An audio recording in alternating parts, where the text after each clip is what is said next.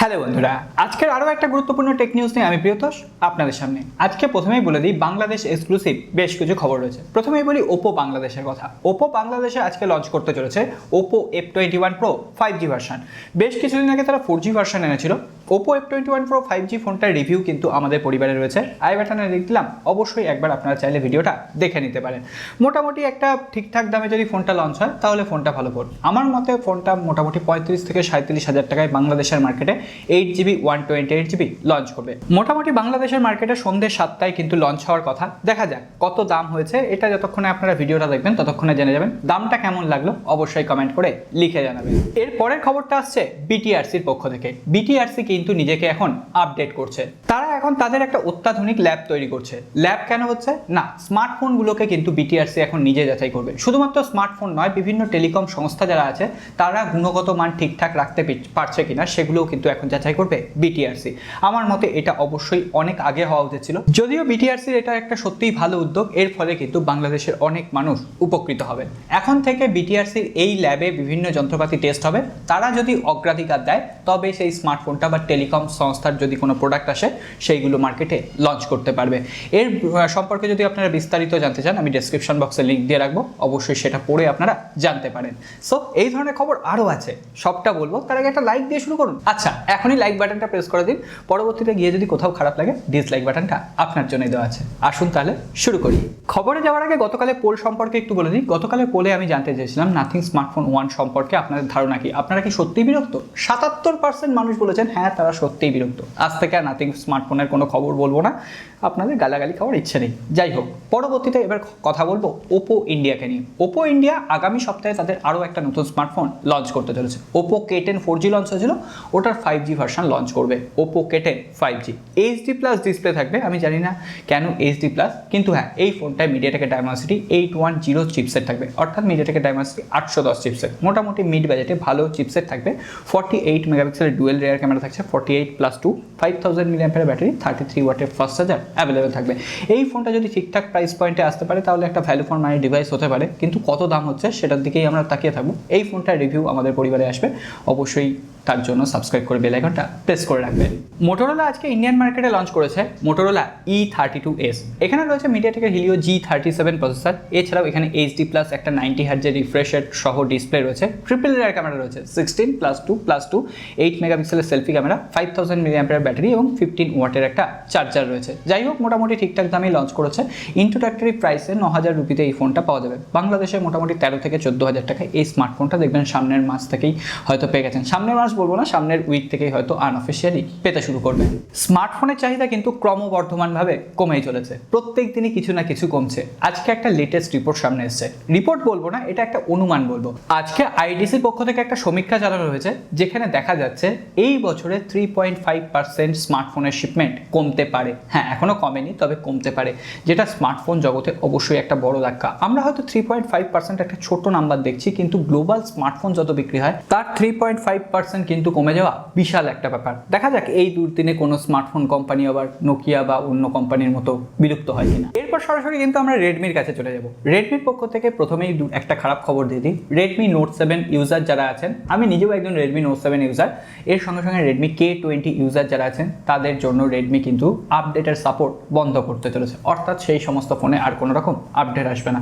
আপনারা কেউ এই দুটো ফোন ইউজ করেন? যদি করে থাকেন অবশ্যই কমেন্ট বক্সে হাত তুলুন। কমেন্ট বক্সে তো হাত তোলা যাবে না, একবার কমেন্ট করে জানিয়ে দিন। রেডমির পক্ষ থেকে আরও একটা ফোন কিন্তু ভারতবর্ষে BIS সার্টিফিকেশন সেকশনে এনলিস্টেড হয়েছে, রেডমি K50i। এটা নতুন কোনো ফোন নয়, চাইনিজ মার্কেটে যেটা রেডমি নোট 11T Pro নাম নিয়ে লঞ্চ হলো মিডিয়াটেকের ডায়মেনসিটি 8100 চিপসেট দিয়ে, ওই ফোনটাই রিব্র্যান্ডেড হয়ে ভারতের মার্কেটে, বাংলাদেশের মার্কেটে যাবে রেডমি K50i নাম নিয়ে। মোটামুটি ওই 30,000 রুপির আশেপাশে কিন্তু দাম হতে পারে। তবে এই ফোনটার সব থেকে বড় উইক পয়েন্ট হচ্ছে এখানে কোনো রকম অ্যামোলেড ডিসপ্লে নেই, IPS LCD প্যানেলের ডিসপ্লে রয়েছে। MI 10T সিরিজের কথা মনে আছে? ওখানে ফ্ল্যাগশিপ লেভেলের সমস্ত কিছু ছিল, কিন্তু IPS LCD প্যানেলের ডিসপ্লে ছিল। এটা তো সেই একই হয়তো ভুল করতে চলেছে রেডমি। এরপর স্যামসাং এর তরফ থেকে বেশ কিছু ইন্টারেস্টিং খবর রয়েছে। প্রথমেই বলি, স্যামসাং এর তরফ থেকে একদম কম দামে একটা বাজেট A সিরিজের স্মার্টফোন লঞ্চ করতে পারে স্যামসাং গ্যালাক্সি A04s, যেখানে এক্সিনোসের 850 চিপসেট থাকবে। মোটামুটি এটা 5G চিপসেট হবে না, এটা 4G চিপসেটের উপর কিন্তু লঞ্চ করবে। প্রথমে ইউরোপের মার্কেটে যাবে, তারপরে ইন্ডিয়া বা বাংলাদেশের মার্কেটে আসবে। যাই হোক, তবে স্যামসাং কিন্তু আন্ডার ডিসপ্লে সেলফি ক্যামেরার টেকনোলজির ওপর একটা জবরদস্ত কাজ করে ফেলেছে। স্যামসাং গ্যালাক্সি জেড ফোল্ড 3 যে ফোনটা এসেছিল সেখানে যে আন্ডার ডিসপ্লে সেলফি ক্যামেরা ছিল সেখানে 172টা পিক্সেল দেখা যাচ্ছিল, কিন্তু স্যামসাং যে ফোল্ড 4 ফোনটা লঞ্চ করতে চলেছে সেখানে শোনা যাচ্ছে ডবলেরও বেশি, প্রায় 400টা পিক্সেল থাকবে।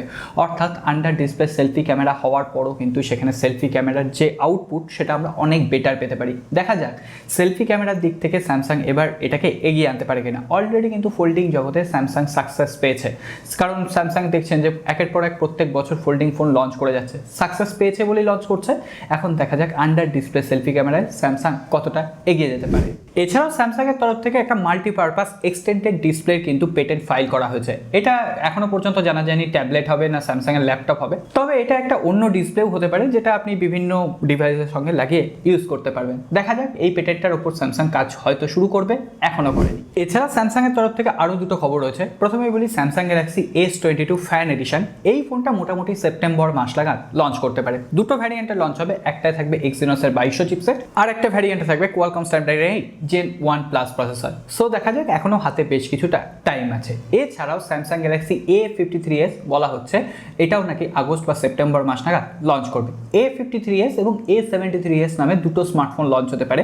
A53s এ মোটামুটি কোয়ালকম স্ন্যাপড্রাগন 778G চিপসেট থাকবে, অন্যদিকে স্যামসাং গ্যালাক্সি A73s এ কোয়ালকম স্ন্যাপড্রাগন 7 Gen 1 চিপসেট থাকতে পারে। এখনো পর্যন্ত এটাকে লিক হিসেবে নেওয়াই ভালো, বেশ কিছু ইম্পর্টেন্ট লিক সামনে এসেছে তাই আপনাদের সাথে শেয়ার করে দিলাম। অবশেষে সফল ফাস্ট চার্জিং টেকনোলজি। এটা নিয়ে কিন্তু আমরা অনেকেই ভয় পেয়েছিলাম যে ফাস্ট চার্জিং এত দ্রুত চার্জ করলে আমাদের ফোনের ব্যাটারি খারাপ হয়ে যাবে কিনা, বা ফোনটা ব্লাস্ট করবে কিনা, বা ফোনটা গরম হয়ে যাবে কিনা।